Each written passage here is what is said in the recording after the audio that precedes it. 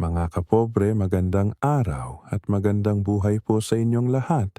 Hopefully, safe po kayong lahat sa mga disaster kasama ng inyong mga pamilya. Ito po ang inyong pobreng kapitan aka Captain Paeng. Tara na samahan niyo po akong panoorin ang video na ito at ma-share po sa inyo ang konting kaalaman na ito. For today's video po, it is all about big ship docking and undocking maneuver without using the assisting tugboat, which has not usually happened on big ship maneuvering such as bulk carrier, cargo vessel, and motor tanker. Kaya kung bago pa lang po kayo sa aking channel, paki-like and share na lang po ng aking video. And don't forget to push the notification bell and subscribe. Base po sa na-experience ko, nakita ko po ang ganitong senaryo ng ship docking maneuver ng isang cruise ship without using assisting tugboat sa isang puerto, and I was amazed watching this huge vessel docking on his own without the assisting tugs. Ang gamit po nito ay 2 ABB Azipod thruster propulsion. At ito po ay may positioning angle na 360 degrees, depend on how the captain wished to operate for safety of maneuvering. Located po ito sa stern hull ng barko, kaya ito po ang nagpapapivot at nagpapaabante at atras po ng barko.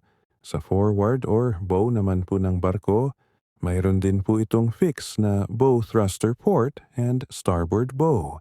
Bale, kaliwa at kanan po ng barko at ito naman po ang nagko-control sa pag-swing ng unahang bahagi ng barko, which is usually called ng mga marino or seafarer na proa.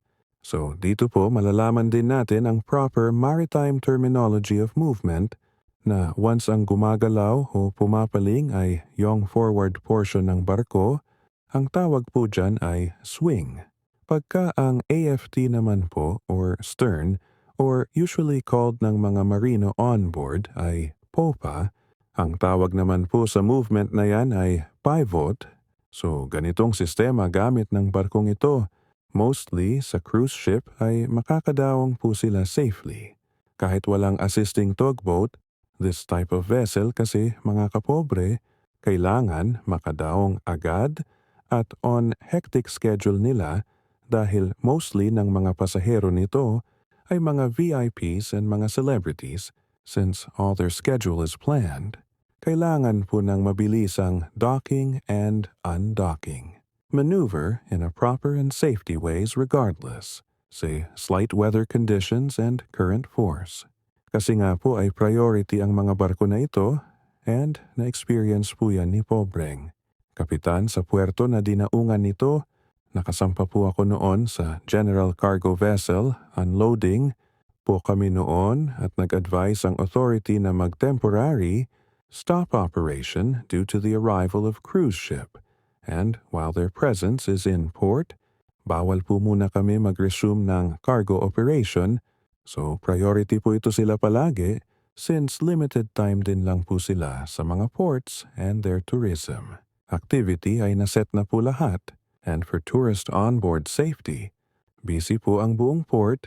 Maraming salamat po. Sana ay may napulot po kayong konting kaalaman. Hanggang sa susunod po na video, ito po ulit ang inyong kapobre, Captain Paeng on Pobreng Kapitan Channel. God bless us all.